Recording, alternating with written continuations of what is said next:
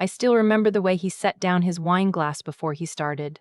Not because he was done with it, he barely had a sip, but because he wanted his hands free, like he was about to teach a class. My boyfriend's father is the kind of man who fills a room without trying. Not loud, not aggressive, just present. He had the bearing of someone who had spent decades being the most qualified person in any given conversation, and he hadn't quite adjusted to the idea that this might no longer always be true. I'd known that about him before I ever met him. My boyfriend had mentioned it in passing, not as a warning, just as a fact. My dad's used to being the expert, he'd said once, somewhere around month 3 of us dating. He means well. He just forgets sometimes that other people know things too. I kept that in mind when we finally made plans to have dinner. We'd been together for 2.5 years by then. I know, people always raise an eyebrow at that. 2.5 years, and this was the first real sit-down with his parents. But my boyfriend grew up in Phoenix and his parents had been living in Scottsdale since his dad retired, and between my schedule and the distance and a few COVID-adjacent complications that kept pushing the trip back, it just hadn't happened yet. It wasn't avoidance. It was logistics. And maybe a little avoidance. I'll be honest about that. The dinner was at his parents' house. His mother had made a pot roast, which I found out later was her company meal, the thing she made when she wanted to impress without appearing to try. The table was set with cloth napkins. There were candles. His father, I'll call him my boyfriend's dad throughout because that's genuinely how I thought of him that evening, before I knew him as anything else, was wearing a pressed button-down shirt in a deep navy blue that suggested he'd thought about what to wear. They both had. That detail made me feel a small, quiet warmth toward them before anyone had said anything significant. His mother, I liked immediately. She had one of those faces that had clearly laughed a lot over the years with the lines to prove it, and she hugged me before I'd even gotten fully through the doorway. She smelled like vanilla and something floral, and she said, "We've heard so much about you," in a way that felt genuine rather than performative. She asked me questions during dinner. Real questions, the kind where she actually listened to the answers instead of waiting for her turn to speak. His father was different, not unkind. I want to be clear about that. He asked me questions too, but his questions had a particular shape to them.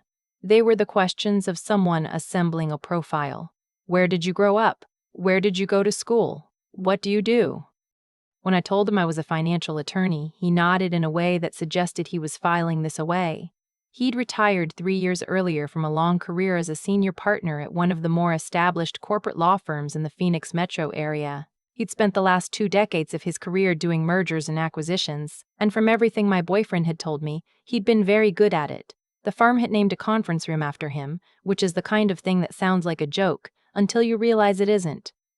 Financial law, he said, still nodding. Transactional work, mostly. Contract review? I do some of that, I said. Mostly I handle securities compliance and regulatory matters, and litigation when it comes to that. He reached for his wine. It's a crowded field right now, especially the compliance side. A lot of firms are bringing that in-house these days, saves on outside counsel costs. Are you finding that's affecting your client base? I told him we were managing fine. What I didn't say was that I was, at 33, the managing partner at the firm where I worked. That I had made partner at 29, which was not a thing that happened often in large firms, but was the kind of thing that happened when you won a case at 27 that saved a mid-sized tech company from a regulatory action that would have effectively ended them. That I had, about 14 months earlier, been brought in to help restructure the compliance division at a firm that had been hemorrhaging clients after a bad internal audit.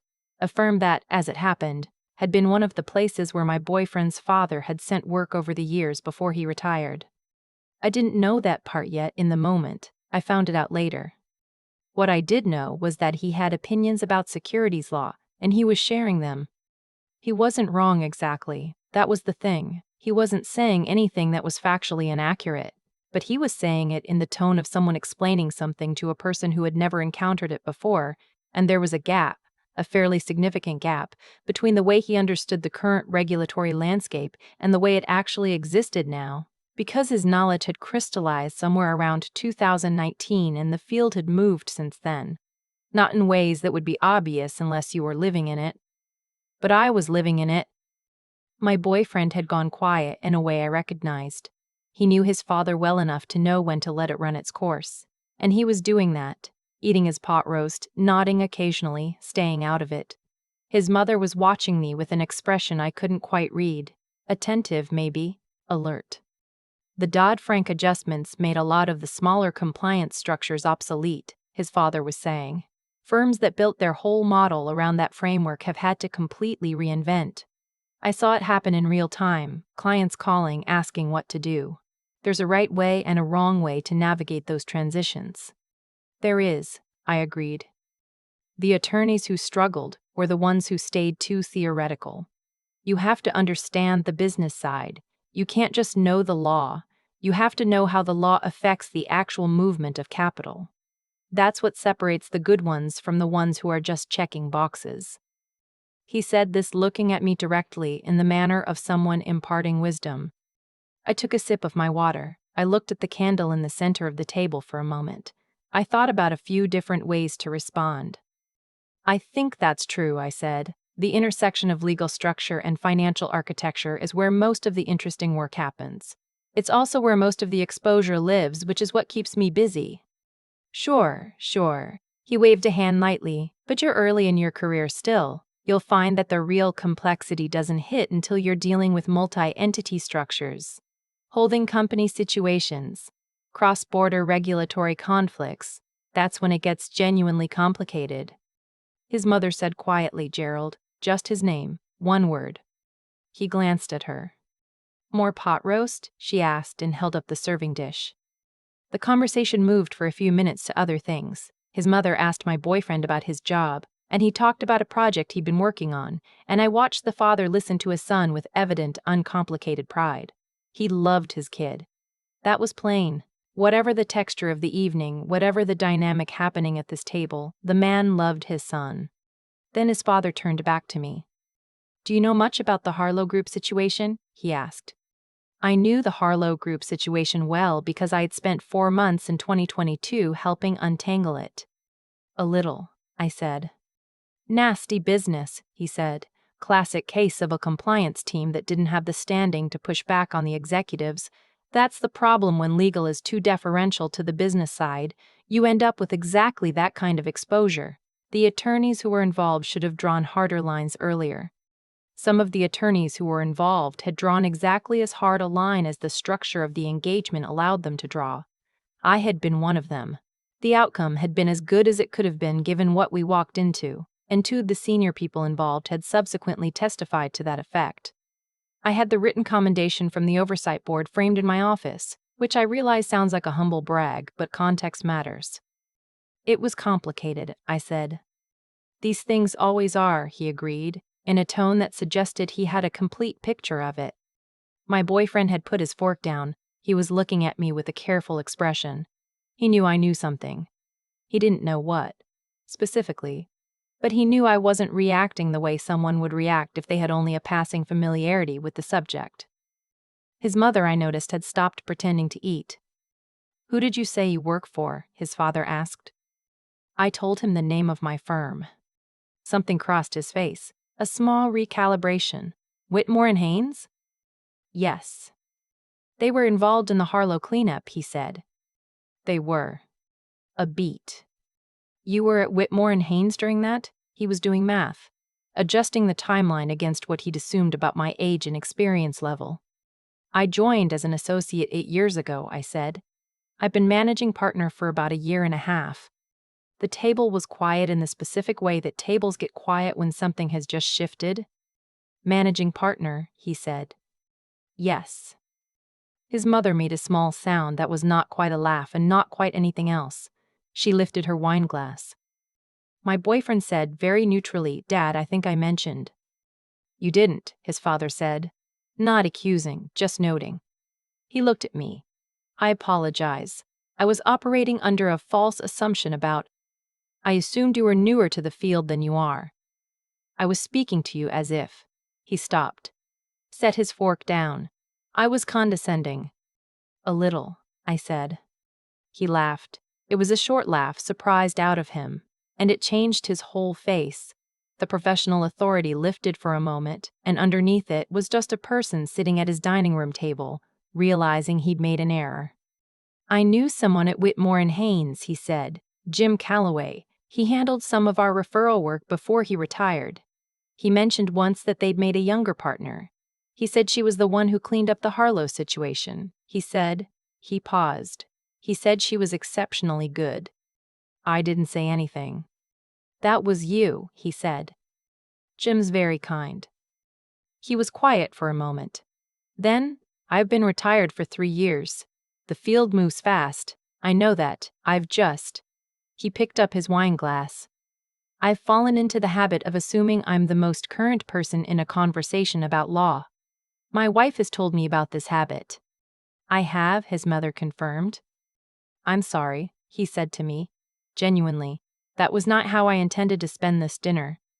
I thought about the various things I could say.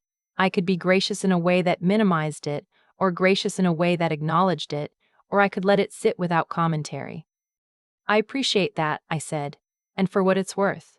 The framework you are describing, the intersection of legal structure and capital movement, that's still how I think about the work. You're not wrong about any of it. You're just working from a 2019 map. He looked at me for a second, then he laughed again, differently this time, genuinely, from somewhere relaxed. A 2019 map, he said. That's accurate. That's accurate. His mother reached over and touched my hand briefly, just for a moment. My boyfriend exhaled. After dinner, while his mother was making coffee and my boyfriend was helping clear the table, his father and I ended up on the back porch. It was a warm night, the kind of dry Phoenix warmth that doesn't feel oppressive once the sun is down. There were lights strung along the fence and a table with 2 chairs, and he gestured at one of them. We talked for almost an hour. He asked me real questions this time, about how the firm had changed, about how I'd handled the transition to managing partner, about what I thought was coming with the regulatory climate over the next few years. He had context that was genuinely useful, the long view perspective of someone who'd seen multiple cycles, and I found myself actually interested in what he was saying rather than sitting with my teeth slightly clenched. He asked me at one point how I'd navigated being young and a woman in a firm culture that was built around a very different kind of senior partner.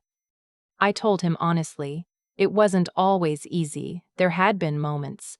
There had been a period, early on, when I'd had to decide whether to get louder or get smarter, and I'd made a choice and lived with it. He nodded slowly. The field is different than when I came up, he said. Better in some ways. In most ways, I said. In most ways, he agreed. My boyfriend came out to check on us, saw us talking, and quietly went back inside.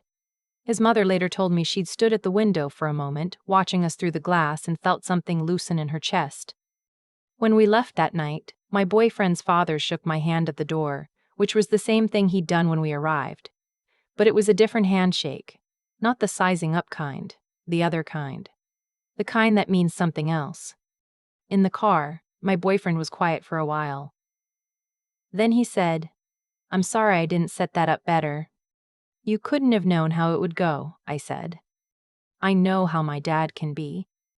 "He was fine," I said, and I meant it. He caught himself. He corrected course. "That's not nothing." My boyfriend thought about that for a moment. "He's going to want to have dinner again soon," he said. "He's going to want to ask you more questions." "That's fine. He's going to try to be better about it." "I know," I said. I could tell. We drove for a while in the quiet. The highway back toward Phoenix was mostly empty, and the lights of Scottsdale were behind us, and the desert was dark on both sides. I thought about the evening. The cloth napkins, the pot roast, the candles, the way his father had laughed when I said 2019 map, the way his mother had touched my hand. The handshake at the door. There's a kind of respect that takes longer to arrive than other kinds, and when it comes it doesn't announce itself. It just shows up quietly and sits down, and you recognize it because of the way the room feels different afterward. Not everything that starts badly is bad. Some things just need a little more time than you expected, and a dinner that runs long, and a back porch in the dark with the string lights on, and 2 people willing to keep talking after one of them gets something wrong. That's how it went. That's the whole story. I drove home that night, and the thing I kept coming back to wasn't the moment when he realized who I was, or the look on his face when he apologized. It was later, on the porch, when he said, in most ways, when he corrected himself, chose the more honest answer and let me see it. That's the part I'll remember. I've thought about that dinner more than I expected to. Not the uncomfortable part, not the moment Gerald set down his wine glass and started explaining the field I've lived inside for a decade. That part I understood almost immediately for what it was. A man who'd spent 30 years being the most knowledgeable person in any room, now sitting in a room where that was no longer true, without knowing it yet. That's a disorienting thing to experience. I've had my own version of it, smaller scale, and I know how quietly it can sneak up on you. What I keep coming back to is what happened after. Because here's what I've come to believe. The way a person handles being wrong tells you almost everything about who they actually are. Anyone can be gracious when they're right. It takes something different, something that doesn't have a clean one-word name, to look across a table, realize you've been condescending to someone who could teach you things, and then choose to say so out loud. Gerald did that. Without prompting, without being cornered into it, without saving face by softening the apology until it meant nothing. He just said I was condescending, and then he asked real questions. That took integrity, the old-fashioned kind, where you hold yourself to a standard even when no one's forcing you to. The part about being wrong, though, that's where I think about my own past too. I didn't get to where I am by being the loudest person in the room, or even the most naturally gifted. I got there because I kept learning, because I made a decision early on that I would rather be corrected and grow than be comfortable and stagnate. Every hard case, every moment where I had to admit I didn't fully understand something yet, every time I walked into a deposition underprepared and had to find my footing in real time, those weren't setbacks. They were the work. The actual work, underneath the work. The thing that sharpens you if you let it. Gerald had built something real over his career. I could see that clearly on the porch that night, once the earlier dynamic had settled. His understanding of how law intersects with capital, the long view pattern recognition that only comes from decades inside the industry, that was valuable. The problem wasn't his knowledge, it was that he'd stopped updating it and, more importantly, he'd stopped questioning whether he needed to. That's the quiet danger of expertise. It can calcify into assumption if you're not careful. The map stops matching the territory, but you keep driving by memory. What I walked away with was a kind of renewed commitment to staying uncomfortable, to keep reading the new cases, to keep asking the questions that might make me look like I don't already know the answer, to keep being a person who is still figuring things out, not because I lack confidence, but because that's what serious work actually requires. And the other thing I took from that night, decency matters in how we treat each other across the gap of what we know. Gerald lectured me because he assumed. He corrected himself because he had the character to it. Those two things both belong to the same person, and that wholeness, the mistake in the repair, is something I respect more than a smooth performance would have been. The handshake at the door was different from the one at the start of the evening. I noticed that, and I was glad.